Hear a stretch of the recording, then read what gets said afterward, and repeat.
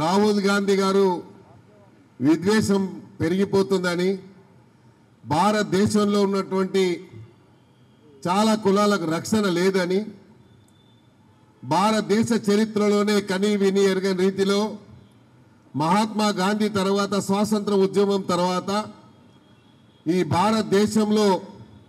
భారతదేశం అంతా కూడా కాశ్మీర్ టు కన్యాకుమారి వరకు, గుజరాత్ నుంచి మహారాష్ట్ర వరకు పాదయాత్ర చేసి భారత్ నఫరత్ చోడో భారత్ జోడో అన్నటువంటి ఒక కార్యక్రమాన్ని తీసుకొని ఈ భారతదేశంలో ఉన్నటువంటి అన్ని కులాలని అన్ని మతాలని ఐకమత్యం చేసేటువంటి కృషిలో భాగంగా ఈ భారతదేశంలో ప్రేమ ఆప్యాయతలు పెంచాలన్నటువంటి మరి కార్యక్రమాన్ని మొదలుపెట్టినటువంటి రాహుల్ గాంధీ గారిని చంపుతామన్నటువంటి బిట్టా గారి మీద సోమోటో కిందనే కేంద్ర ప్రభుత్వము వారి మీద క్రిమినల్ కేసు బుక్ చేయాలని చెప్పి డిమాండ్ చేస్తూ ఉన్నాం.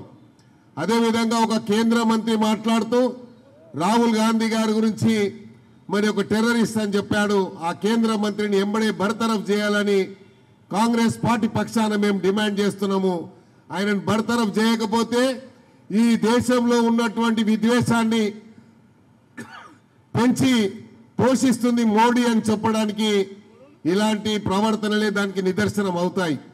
కాబట్టి మేము మోడీ గారితో డిమాండ్ చేస్తూ ఉన్నాం, ఈ దేశంలో ప్రేమ ఆప్యాయత పెరగాలి అంటే వీళ్ళు మతి భ్రమించి మాట్లాడుతున్నటువంటి మీ నాయకులని పార్టీ నుండి సస్పెండ్ చేయండి, వారి మీద చర్య తీసుకోండి.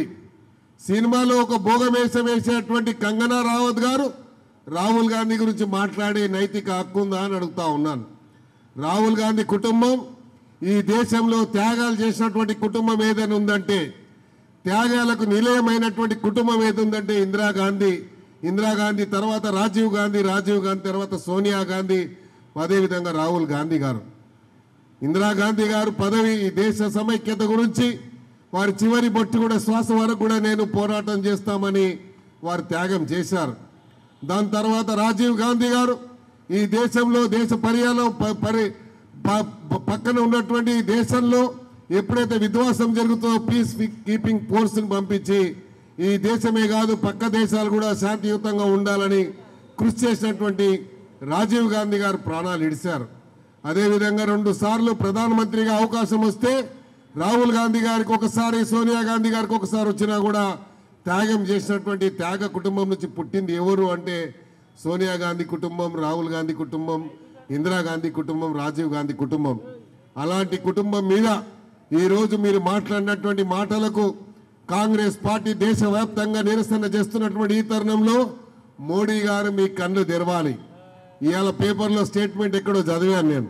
ఆ స్టేట్మెంట్ ఏమవుతుంది, ఏం చెప్తున్నాడంటే మేము వినాయక పూజకు పోతే కూడా కాంగ్రెస్ పార్టీ విమర్శిస్తుంది, భరించలేకపోతుంది అంటుంది. నువ్వు శ్రద్ధాభక్తులతో పూజ చేస్తే బాగుంటుంది. కేవలం యాక్టింగ్ల గురించి పూజలు చేసి యాక్టింగ్ల గురించి కోవిడ్ వస్తే చప్పట్లు కొట్టండి, గంట కొట్టండి అని, లేకపోతే పూజలు జరిగితే ఎవడో ఇంట్లో పూజ జరిగితే నువ్వు పోయి ఆరతి ఇస్తున్నావు. ఎక్కడ చూడలే మనం ఇలాంటి సాంప్రదాయం. వాళ్ళు పూజ చేసి వాళ్ళు ఆరతి ఇస్తే మనం ఆరతి తీసుకుంటాం తప్ప ఈయన ఆరతి ఇస్తున్నాడు. పూర్తిగా ఆరతి వస్తుందా అంటే అది కూడా రాదు. ఇలాంటి నాయకులు ఈ దేశానికి ఉండడం అంటే ఈ దేశానికి అరిష్టం అని చెప్పడానికే ఈరోజు కాంగ్రెస్ పార్టీ నిరసన కార్యక్రమాన్ని తీసుకుంది.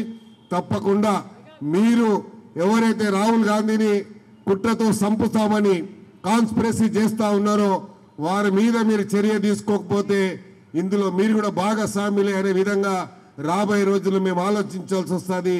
కేంద్రంలో ఉన్నటువంటి సుప్రీంకోర్టు కానీ, ఢిల్లీలో ఉన్నటువంటి హైకోర్టు కానీ, ఢిల్లీలో ఉన్న డీజీపీ కానీ సుమోటో కింద వీళ్ళ మీద కేసులు పెట్టకపోతే పోలీసు కూడా వాళ్ళతో భాగస్వామ్యంగా ఉంటుందని మేము భావించాల్సి వస్తుందని ఈ సందర్భంగా మేము డిమాండ్ చేస్తూ